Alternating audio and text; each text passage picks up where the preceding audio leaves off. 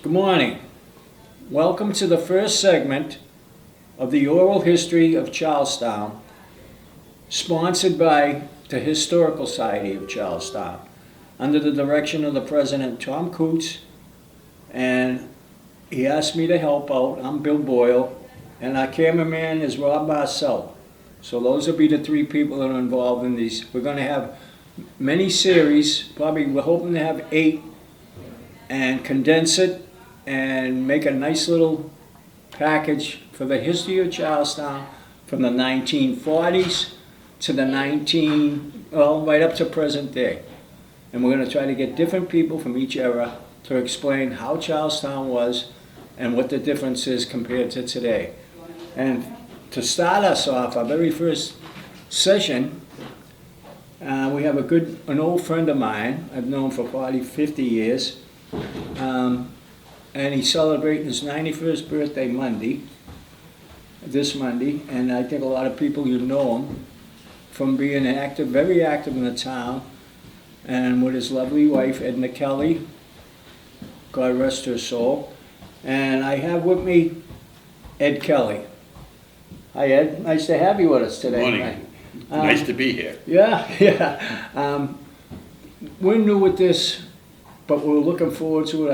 I think you enjoy it. I enjoy it, talking about old Charlestown, Ed. And you were born in 1927, so you know what it's like at the end of the First World War. And we want to ask you a few questions like, what was Charlestown like on the onset of the war, at the Second World War? What was Charlestown doing at the time? Well, it's difficult going back this many years, but Charlestown was always a very healthy and happy place to live in. I mean, we didn't have everything, but we had many things. And most of all, we had the love of God and the love of our neighbors, who brought together and we helped each other out when times got tough. You know, I know for a fact, because I'm involved with you, Ed, with the veterans on James W. Conway Bunker Hill Post 26.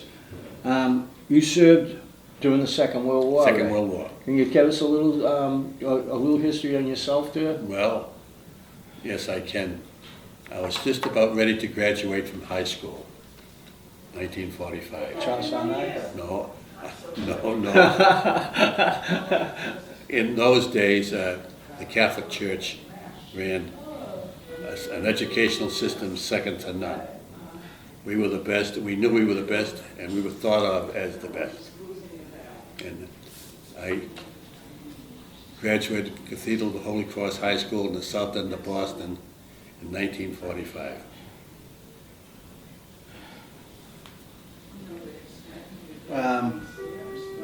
Am I correct? You were in the Second World War. Correct. What branch of the service at?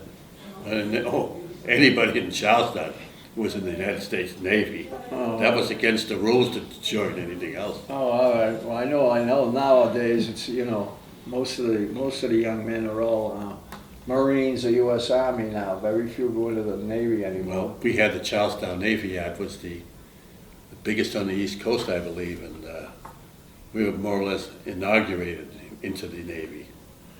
A question some of these new people in Charlestown want to know, or even some of the people that live here for years, but weren't born in the 40s, 30s and 40s and 50s.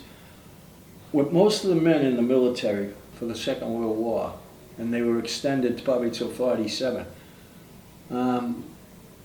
what were the women doing? I all knew that they were all working 1 or 2 jobs. Well, with the World War II, it opened another avenue for the ladies to become involved in the manufacturing process. And very famous was Rosie the Riveter, the Charlestown Navy Yard. I remember that, yeah. And not only was Rosie a riveter, she was all the other aspects of the manufacturing system.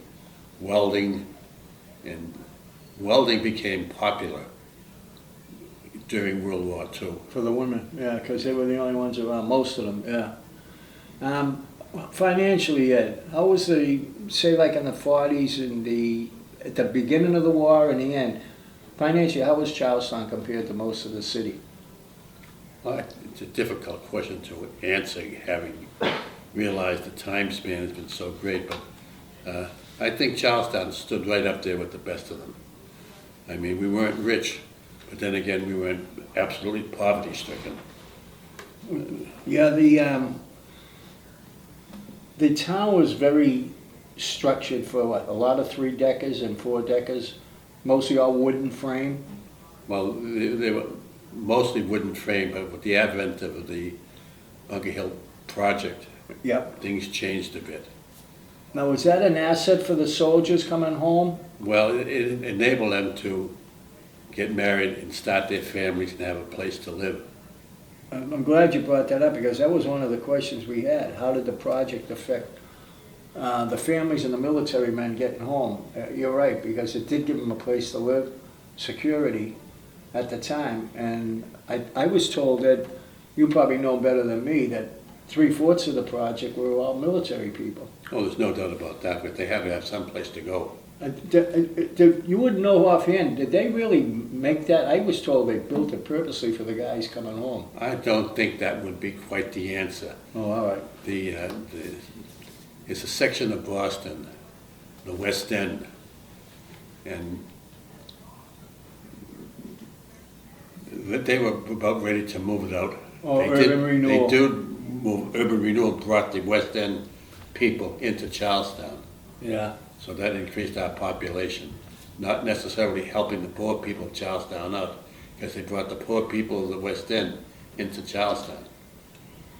I was wondering how they, so financially, people were pretty well off, but it's the same as today, everybody had their, I won't say they were well off, but they were better off than other sections of the city and other sections of the area. well, that's good. I didn't, I know, my family personally struggled a little because, I was from a single parent, but, I know a lot of my friends had, they had a little more than I did, but like you said, it was a loving community. It was open community. Everybody was, you knew everybody. Whereas today, you still do. But we want these newer people coming in to realize what the town was really like. Like you said, it's all community. You have to be a community. You can't be separate. But, Well, one thing that helped bring the town together was the Bunker Hill Boys Club. That was a very good asset to have. Most of us grew up in a rather poor situation, but opportunities were available in the Boys Club. And I'm Yeah. going to give a perfect example. Now, to the people out there, they'll think I'm speaking some foreign language when I say QWERTASDFG. I mean, you might say to yourself, what the hell is he talking about? I was just gonna say, what is that? Well, very simple. You use boy, I've lost the word. It's a keyboard for the computer. Oh, all right. Now, we all know the computer, but how many can rattle it off? Q, W, E, R, T, Y, U, I, just O, like P, A, S, T, F, G, H, K, Charlie code. Oh, it's the typewriter A also. typewriter. Well, of course, it was a typewriter, because the computer wasn't invented then, but the Boys Club gave us the opportunity to learn those things. And it was the first step in our outside education of outside the scholastics. Now, when I was able to type basically more so the old hunt and peck system, Yeah. when I joined the state police, I had an advantage over those kids who hadn't got that, Oh, so that comes in the civil service again, then, right? positively. Yeah, that's one of the questions. It's funny, he's just running right into it's good.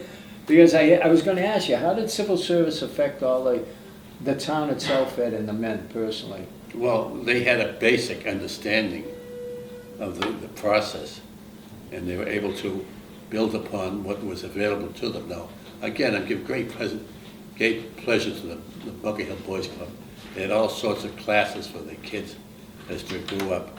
Now, I remember being in the electrical class, and something was very famous back in those days was at Christmas time you had a holy picture in the window. Yeah. I was able to construct a little cross, a crucifix, and structure-wise, you can see the cross. but Right. they were little, Ceramics, they were constructed so that there was a line of lights. yeah, Holes were drilled in the cross, oh, all right, and the kids in the electrical class came along and cut up the wires and inserted them into the crucifix. So you plugged them in, and you, at the Christmas time, you had the crucifix in the window. nice. I mean, every little step helped the next step out. Now, in the 40s and early 50s, I know from being born in the 40s that my family, we used to have oilmen, icemen, the ragmen, Oh yes, he was a very important fellow. pulling the carts around with the horses, horse-drawn delivery service. Even Hood's milk was delivered to us. The milkman came every morning and left a bottle of milk there outside the house. And, well, it's just going back, memories, Yeah, it's fun though. it is. And then, now, when did you get married at your lovely wife Edna? Do you remember how? I remember the year, no, I don't 40s? remember the year. I was in the 40s, All or maybe right. just into the 50s. Now, your wife was very active in the town, as you were. Your wife started something up that this town today cherishes as one of the biggest things the day before Bunker Hill Day, the doll carriage parade. And we used to call it the Edna Kelly Doll Carriage Parade. Now it's taken over by another generation, the younger women. Well, I tell you what, there's a great family relationship between the Kellys and the McCabe's. Yep. And Maureen McCabe is now running the Edna Kelly Doll Carriage Parade. Right. It's a fantastic job too. And Edna was a very smart person in that every child who entered the Bunker Hill Doll Carriage Parade was, in her eyes, a #1 winner. I mean, everyone got a prize. Right. So she was to sit up at night and the best military doll carriage, and she'd give it to Mary Jones. And the most common, and all the way along the line, every kid received a prize. And I think that was one of the reasons for its success. And the biggest thing about that, Ed, was not one person was picked, singled out. No, everyone was given. Everybody was given something for their decorations, the best Hawaiian, the best American, the best farmer, the best firefighter. She really scraped hard to get the best Yeah. names in the work. I'm gonna ask you a question. I don't remember, I'm pretty sure, was Ann Considine involved in the doll carriage parade at all? Do you remember? I don't. I try to get the women involved in this. Aunt segment. Considine could have been involved. That name rings a bell. Yeah, it does to me too, and I didn't know if she was after your wife, No, she was. before, or? No, she could have been either before or along with it in the. All right, yeah, I want to make sure because I know it's really taken off and it's become a big event on the Saturday before the parade at 10 o'clock down the training No, field. something like that. It took a lot of hands Yeah, to make it a success. yeah, it's true. Well, like, And there's an expression: many hands make the work lighter. yeah, And Edna had her crew, and they were well adapted. They adapted to any situation.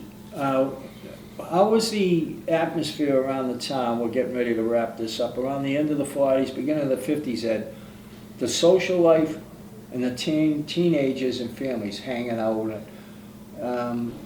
Was it a great atmosphere? Was open? Well, I guess you'd say it was a good atmosphere, because we grew up together, Right. and we worked together, Okay. helped each other out. And if somebody needed a hand, there was always someone out there reaching across to shake the hand, to help them through the bad times or the tough times. I'm going to have to agree with you because as I grew older in the 40s, I was 7, 8 years old. And I know we always left our doors open. You could come home from school and walk in your house, the doors were wide open. You could get locked out in the front door and your neighbor let you through the back window and the porches to get into your house. That's how open the town was. I like to use this expression: the light was always on in the kitchen. Right. If you needed help, your mother was there to give it to you. And the women always sat out in the stoops every night. Every night after dinner. Yeah. It was a great, great feeling. Well, I think the entire structure of life has changed a bit in the Yeah. past 50 years. We work hard today, but the goal wasn't the same as it was then. Yeah, We helped each other out. I don't think we helped each other out as much now as we did then. well, I'll tell you, Ed, it's a good session to open up. I hope we have, I think we're gonna try to do, Tom Coots has got his mind set on doing probably 8 segments. We covered right into about the 50, so I wanna thank you, Mr. Ed Kelly. It was a pleasure, and I hope this series goes good, and I know having you on as the first one opens up a lot of eyes, because a lot of people know you in the town. You're very active in organizations. And your state police work is noted. And your activity at the veterans, and the Buck Hill Associates. You're a charter member. Well, I'm very happy with the way I live my life. I can make statements right now, and I make one of them, that not many in this room, and there's no need of 3 of us, but if we were a fistful of people, we still couldn't have what I'm going to say. How many people do you know have the photos taken with Mother Teresa? Yeah, that's right too. And Billy McCabe and I did that. You also had a picture with the Pope, didn't you? Well, When yes, I had a kind of a flashing picture with the Pope. Yeah. But the state police enabled me to take a photo with the President of the United States, John F. Kennedy. That's right too, I remember And that. I can show you a photo with President Kennedy 30 days before he got assassinated. So I had some very happy days in the state police, and I'm very, very proud of my service to the Commonwealth. Well, Ed, it was a pleasure having you on, and I hope people enjoy our series. And I know you opened it up with a big bang, so thank you, Mr. Kelly, for You're welcome. your service and everything. I appreciate it. With that, Charlestown Historical Society will end this session, and we hope to see you soon.